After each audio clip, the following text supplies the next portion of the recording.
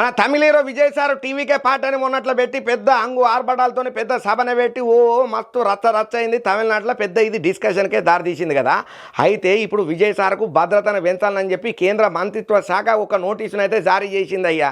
మరి ఉన్నట్టుండి ఆయన మీద ఎందుకు గంతగనం భద్రతను పెంచాల్సిన పరిస్థితి ఏమొచ్చింది?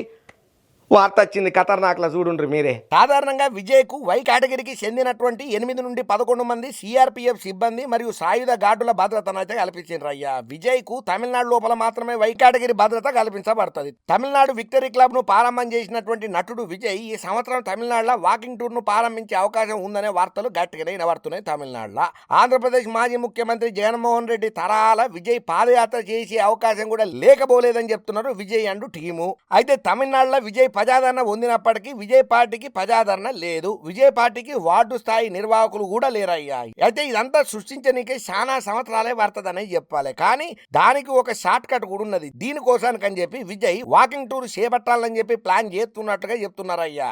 అయితే ఈ ముచ్చట్లలోనే విజయ్ కి వై కేటగిరీ భద్రతను కల్పిస్తా హోం మంత్రిత్వ శాఖ ఉత్తర్వులను జారీ చేసింది. ఇక ఇట్లా మంత్రిత్వ శాఖ విజయ్ కు వై కేటగిరీని ఎప్పుడైతే నియామకం చేసిందో తమిళనాడులో ఇప్పుడు పెద్ద చర్చకు దారి ఈ విజయ్ సార్ వై కేటగిరీ సెక్యూరిటీకి సంబంధించిన ముచ్చట్లు. విజయ్ రాబోయే పర్యటనలలో ఆయనను కొట్టాలని కొంతమంది నెటిజన్లు ఈ మధ్య కాలంలో ట్విట్టర్లలో గ్రూపు సంభాషణలలో ట్రెండ్ చేసిన ముచ్చట్లు బాగానే వైరల్ అయినాయి. ఇక దీన్ని దృష్టిలో పెట్టుకునే హోం మంత్రిత్వ శాఖ హీరో విజయ్ కు గట్టి భద్రతనే కల్పించిందని చెప్పాలి. అయితే మన ఇండియాలో విఐపీల భద్రత కోసానికని చెప్పి కేంద్ర ప్రభుత్వం మరియు రాష్ట్ర ప్రభుత్వాలు వివిధ భద్రతా ప్రమాణాలను నిర్ణయించిందన్నట్టు. ఇక దీని ప్రకారం భద్రతా అవసరాల ఆధారంగా వాళ్లకు XYZ వంటి భద్రతా మార్గాలు ఉన్నాయన్నట్టు.